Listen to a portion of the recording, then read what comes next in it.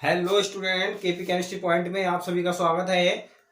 आज 2 दिन के बाद, यानी कि अब तक हमने पिछली क्लास में हमने करा था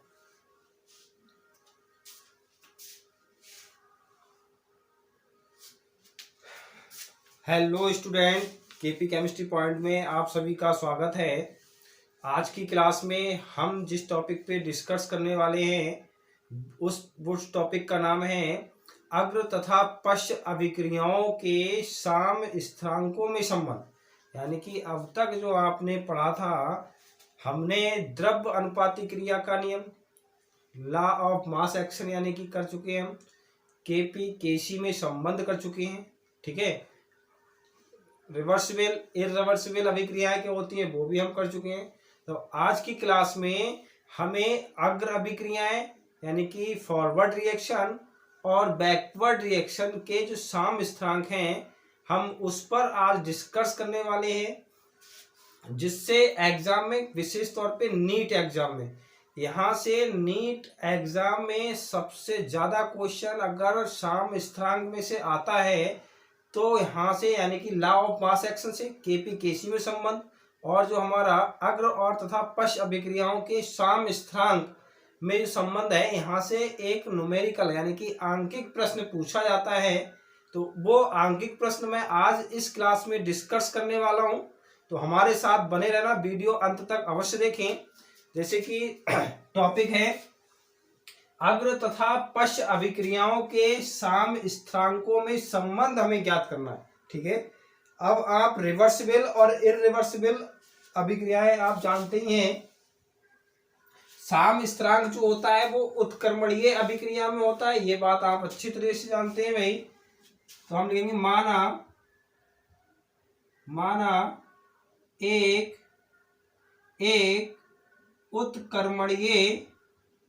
उत्क्रमणीय अभिक्रिया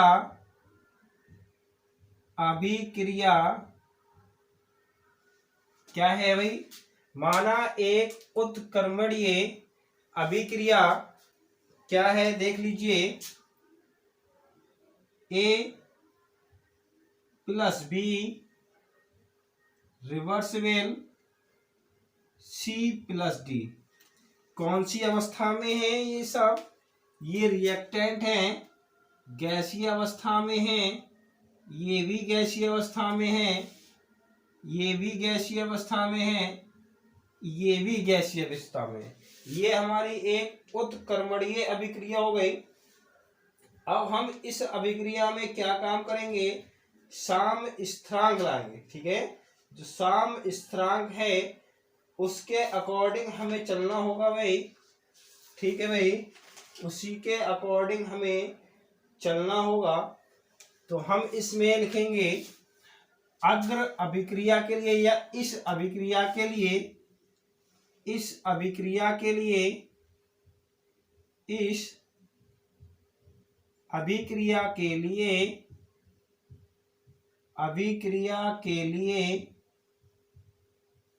साम स्थिरांक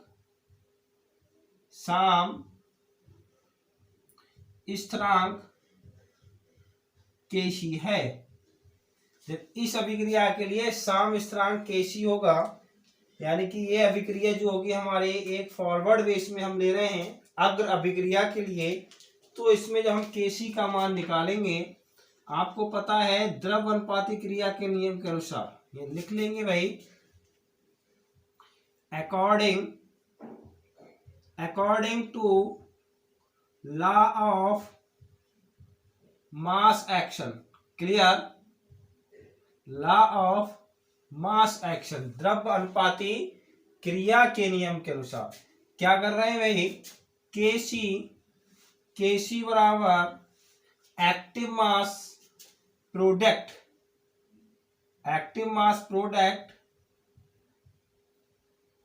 अपॉन एक्टिव मास रिएक्टेंट।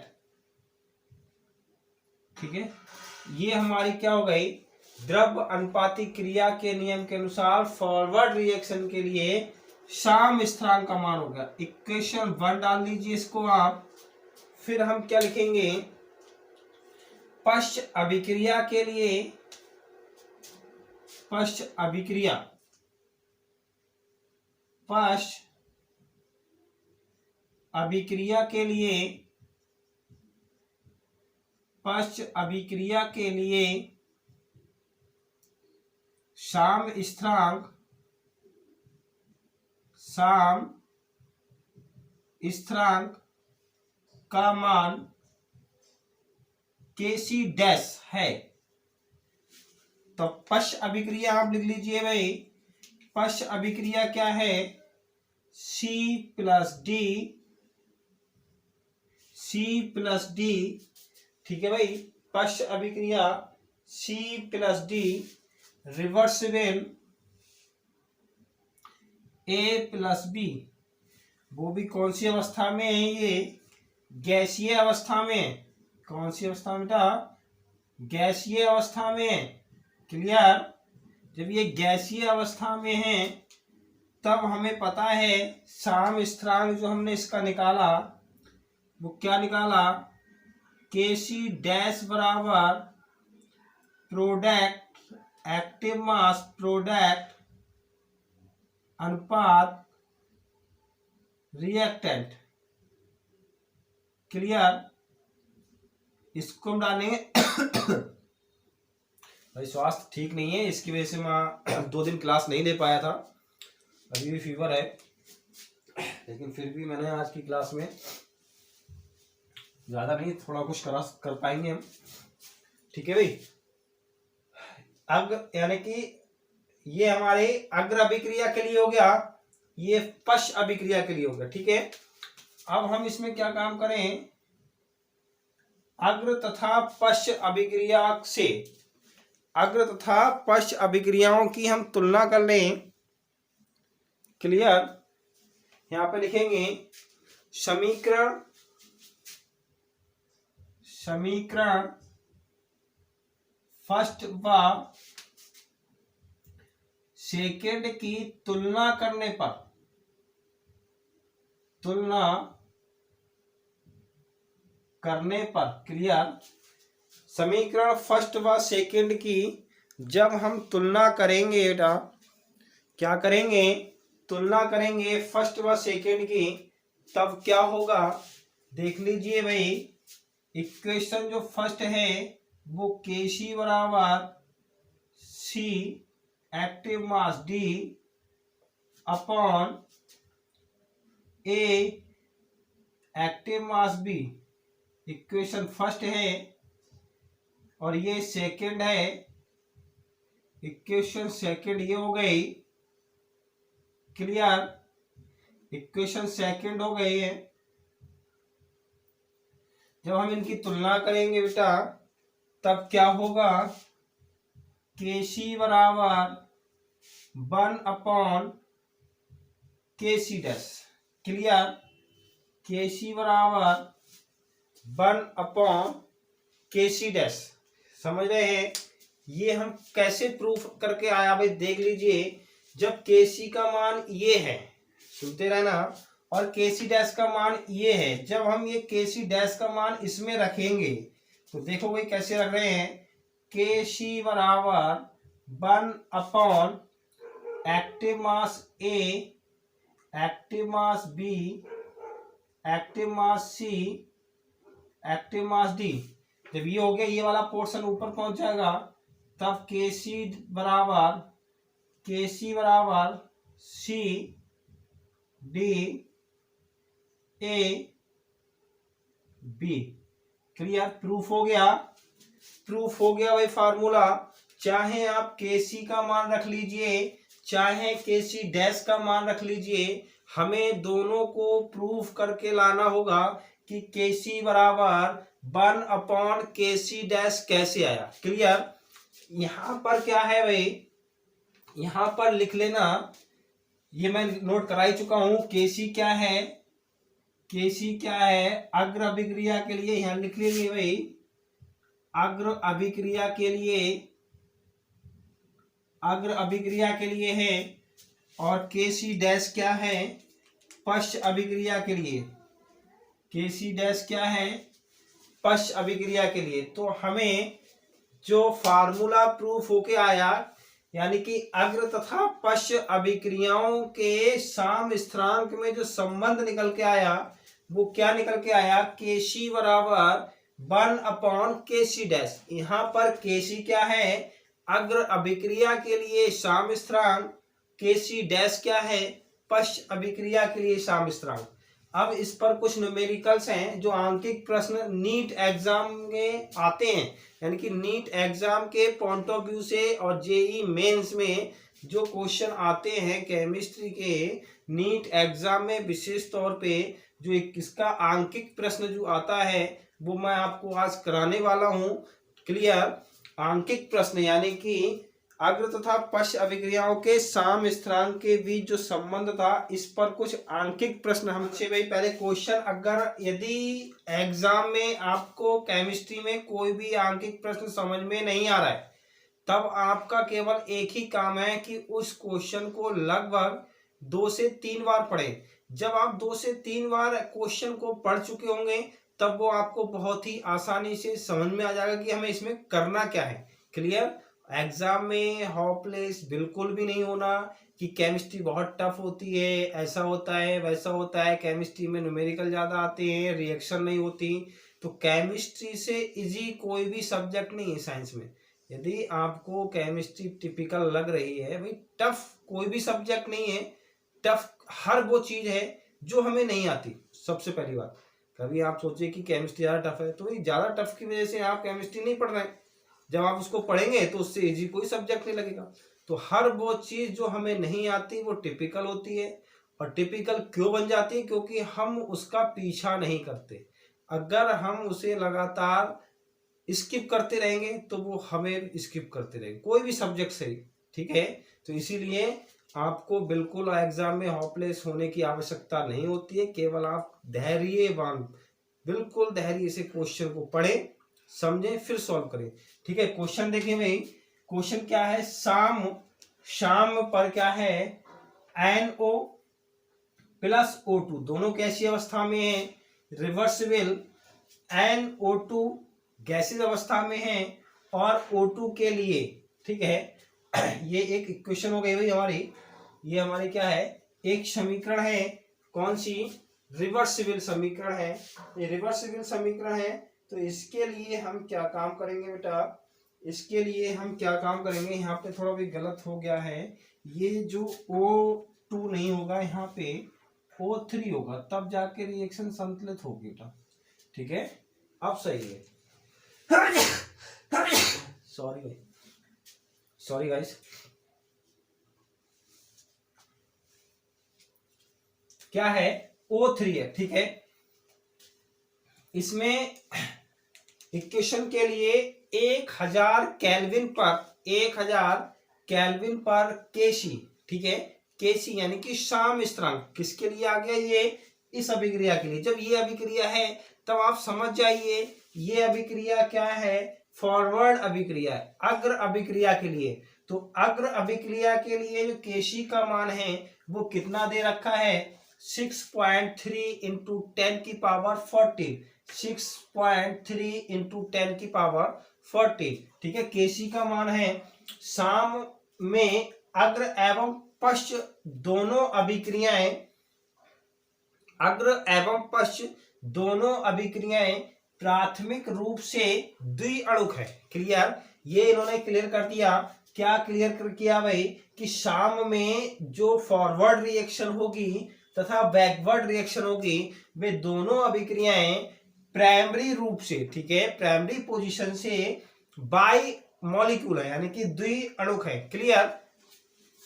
पश्च अभिक्रिया के लिए साम स्थिरांक का मान करना हमें ज्ञात है। ठीक है, क्या याद करना है, पश्च अभिक्रिया के लिए साम स्थिरांक का मान हमें ज्ञात करना है। अब आपको पता है भाई, जब हम इसको सॉल्यूशन करेंगे, सॉल्यूशन हम जब करेंगे तब क्या है बेटा, पश्च अभिक्रिया के लिए, पश्च अभिक्रिया के लिए, पश्च अभिक्रिया के लिए साम स्थिरांक का मान के सी डैश है, ठीक है, क्या है, के सी डैश है। अब आपको पता है के सी की वैल्यू क्या दे रखी है, 6.3 इंटू 10⁻14, 10⁻14। अब हम जानते हैं क्या है, के सी बराबर 1/के सी डैश, क्लियर। तो यहाँ पे के सी डैश बराबर क्या हो जाएगा, 1/के सी, क्लियर, ये हो गया।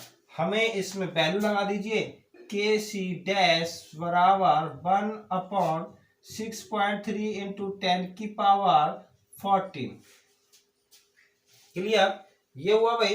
दशमलव हटाएंगे, ऊपर जीरो बढ़ा लिया हमने, ठीक है, दशमलव हमने हटाया, ऊपर क्या हो गया, जीरो बढ़ गया। जब हम इसको सॉल्व करेंगे, ठीक है भाई, सॉल्व करेंगे तो 10 इंटू 10⁻−14/63, ठीक है भाई, ये आया। जब ये आया, हमने क्या काम करा, हम क्या काम करेंगे भाई, इसको भाग दीजिए, तो डिवाइड करेंगे तब यानी कि -14 -15, जब इसको सॉल्व करेंगे तो 1.587 इंटू 10⁻−15 आंसर आ जाएगा हमारा, ठीक है, 15 आंसर हमारा आ जाएगा, ठीक है, क्लियर। सॉल्व कर लेंगे तो यही आंसर आएगा हमारा। तो ये जो क्वेश्चन था हमारा अग्र तथा पश्च अभिक्रियाओं के साम स्थिरांक के संबंध पर आधारित क्वेश्चन था। नेक्स्ट प्रश्न है, ये क्वेश्चन आप ध्यान से समझे और पढ़े, कहां से है ये बताइए मुझे कमेंट बॉक्स में, ठीक, क्लियर। देखिए 400 डिग्री सेल्सियस पर, 400 डिग्री सेल्सियस पर निम्नलिखित अभिक्रिया के लिए केसी का मान 0.5 माना गया है। कितना माना गया है, 0.5 माना गया है। N2 + 3H2 reversible to NH3, ये हमारी एक रिवर्सिबल रिएक्शन हो गई। तब Kp का मान ज्ञात करना है, ठीक है, हमें किसका मान ज्ञात करना है, Kp का मान ज्ञात करना है। अब ये क्वेश्चन हमारा कहां से आया, तो ये जो क्वेश्चन हमारा आया था, हमने आपको Kc तथा Kp में संबंध बताया था। क्या बताया था बेटा, Kp तथा Kc में संबंध, Kp तथा Kc में संबंध बताया था हमने, संबंध हमने बताया था। क्या निकल के आया था बताइए, Kc और Kp में जो हमने संबंध बताया था वो क्या निकल के आया था, क्लियर, क्या निकल के आया था, Kp बराबर Kc, क्या निकल के आया था, Kp बराबर Kc इंटू RT की power delta M, clear, RT की पावर डेल्टा एम। अब यहाँ पे इस अभिक्रिया में देखेंगे, इस अभिक्रिया में हमें Kp ज्ञात करना है। Kc का मान दे रखा है 0.5 और R का मान जो होता है वो 0.082 क्या होता है, 0.082 लीटर वायुमंडल प्रति केल्विन प्रति मोल, 0.082 लीटर वायुमंडल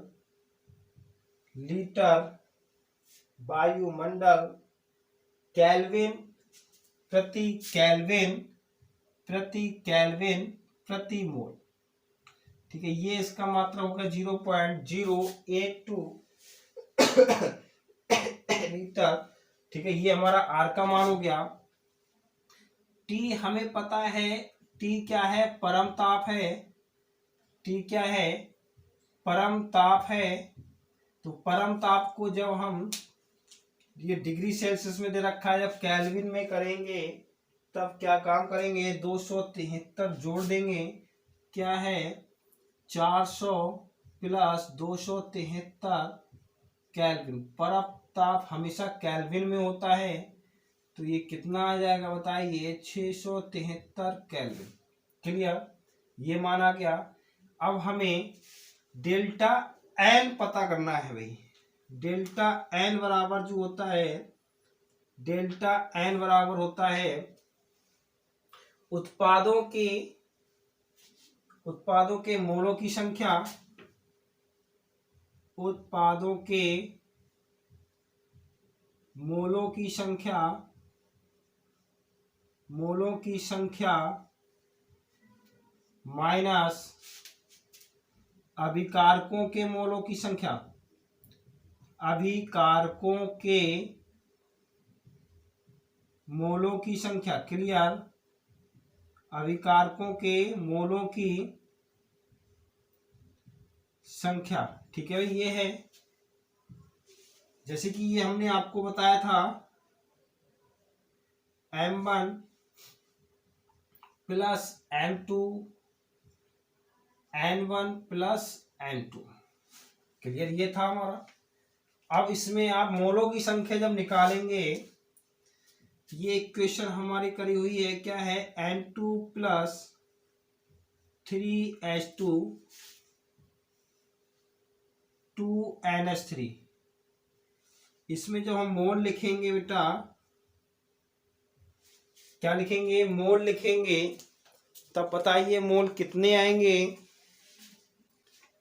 मोल कितने आ रहे हैं। N2 के कितने मोल हैं, N2 के 1 मोल हैं, H2 के 3 मोल हैं, NH3 के 2 मोल हैं।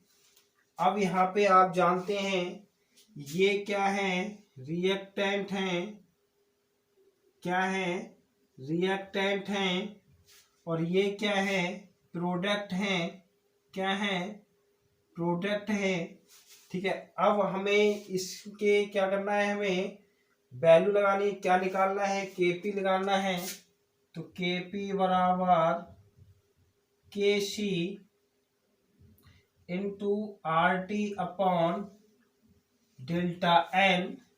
ठीक है भाई, KC का मान कितना दे रखा है, 0.5, R का मान कितना दे रखा है, 0.082, T का मान 673, और इसका जब हम वैल्यू निकालेंगे डेल्टा एन, तो डेल्टा एन बराबर कैसे निकल के आएगा देख लीजिए। यहाँ पे हम फिर निकाल दे रहे हैं डेल्टा एन।